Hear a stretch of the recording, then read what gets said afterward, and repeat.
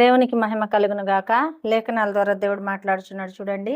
నవ్వుట కంటే దుఃఖపడుట మేలు అని చెప్పేసి చెప్తున్నాడండి. చూడండి, నీకు కలిగిన దానికంటే నువ్వు నవ్వి సంతోషించడానికంటే మరి నువ్వు కష్టకాలంలలో, బాధకాలంలలో దుఃఖపడి ప్రార్థించటమే మేలని చెప్పేసి దేవుడు చెప్తున్నాడండి.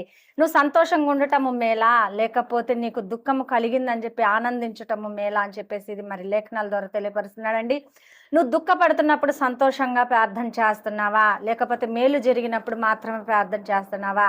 నువ్వు దుఃఖించినప్పుడు, బాధపడినప్పుడు, శ్రమ కలిగినప్పుడు నువ్వు సంతోషించి ప్రార్థన చేస్తే దేవుడు ఏం చేస్తాడు తెలుసా? నా బిడ్డ దుఃఖంలో ఉండి కూడా, బాధలో ఉండి కూడా, హింసలో ఉండి కూడా నా బిడ్డ ఆనందంతో ప్రార్థన చేస్తుందని చెప్పేసి ఆయన కార్యములు చేయుటకు త్వరపడతాడని చెప్పేసి లేఖనాలు తెలియపరుస్తున్నారు. మనం ఏ విధంగా ప్రార్థన చేస్తున్నాము? మనకు కలిగి ఉన్న దాని కొరకు మనం సంతోషించి ప్రార్థిస్తున్నామా, లేకపోతే మనకి లేమి సమస్యలు నేను చెప్పి బాధించి మనము బాధపడుతూ మరి ప్రార్థన చేస్తున్నామా? చూడండి, దుఃఖపడేవారు ధన్యులని చెప్పేసి దేవుడు చెప్తున్నాడు. నువ్వు దుఃఖాక్రాంతురాలువై సంతోషించి ప్రార్థన చేసినప్పుడు నువ్వు ధన్యురాలు అని చెప్పేసి దేవుడు చెప్తున్నాడండి. దేవుడిచ్చే గొప్ప దేవునికి మహిమ కలుగును గాక. లేఖనాల ద్వారా దేవుడు మాట్లాడుచున్నాడు చూడండి.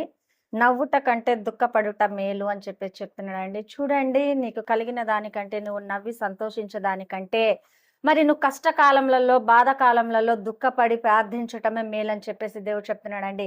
నువ్వు సంతోషంగా ఉండటము మేలా, లేకపోతే నీకు దుఃఖము కలిగిందని చెప్పి ఆనందించటము మేలా అని చెప్పేసి ఇది మరి లేఖనాల ద్వారా తెలియపరుస్తున్నాడండి. నువ్వు దుఃఖపడుతున్నప్పుడు సంతోషంగా ప్రార్థన చేస్తున్నావా, లేకపోతే మేలు జరిగినప్పుడు మాత్రమే ప్రార్థన చేస్తున్నావా?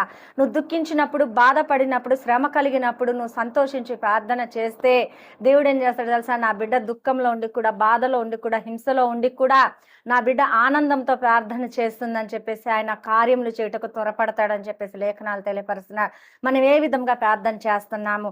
మనకు కలిగి ఉన్న దాని కొరకు మనం సంతోషించి ప్రార్థిస్తున్నామా, లేకపోతే మనకి లేమి సమస్యలు నేను చెప్పి బాధించి మనము బాధపడుతూ మరి ప్రార్థన చేస్తున్నామా? చూడండి, దుఃఖపడేవారు ధన్యులని చెప్పేసి దేవుడు చెప్తున్నాడు.